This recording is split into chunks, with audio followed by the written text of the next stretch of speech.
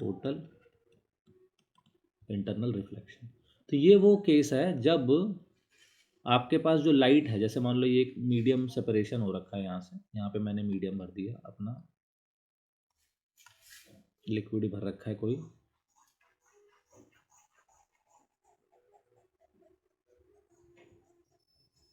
यहाँ से गए ऐसे ऐसे ऐसे ऐसे ऐसे, तो इधर से क्या होगा मेरे पास,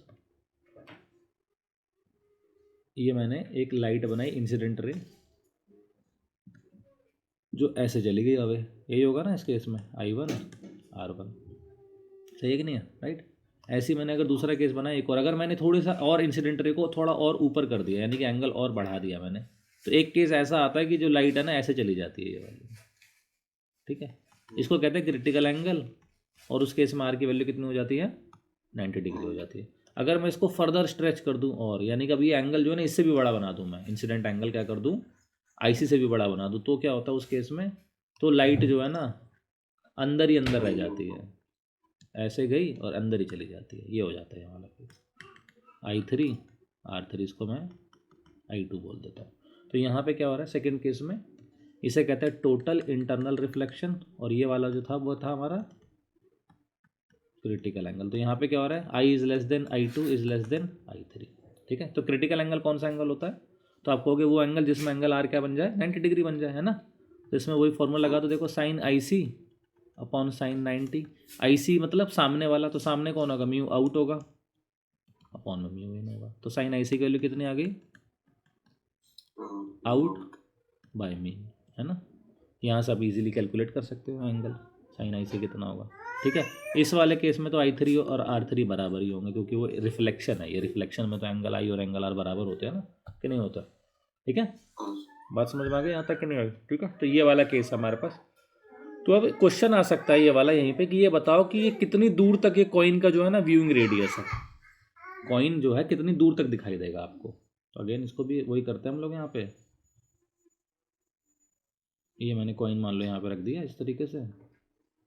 तो कॉइन से जो लाइटें निकल रही होंगी वो एक पॉइंट के बाद तो क्या हो रही होंगी, रिफ्लेक्ट हो रही होंगी ना, अंदर ही अंदर की नहीं हो रही होंगी, क्योंकि अलग अलग एंगल से लाइटें निकल रही होंगी इससे खूब सारी। तो उनको अगर मैं कॉम्बिनेशन में देखूँ, यानी कि अगर मैं ऐसा देखूँ कुछ ऐसे, कि एक पॉइंट ऐसा भी तो आ सकता है ना कि लाइट ऐसे गई होगी और यहाँ पे आके जो है ना क्या कर रही है, ये कर रही होगी, इसके बाद जो भी फर्दर लाइट जाएगी वो क्या करेगी, अंदर अब बैंड कर जाएगी, करेगी कि नहीं करेगी, है ना, सही है। तो इसका मतलब हो गया कि जो लाइट मेरे को दिखने वाली है बाहर, वो केवल इतने रेडियस में दिखने वाली है,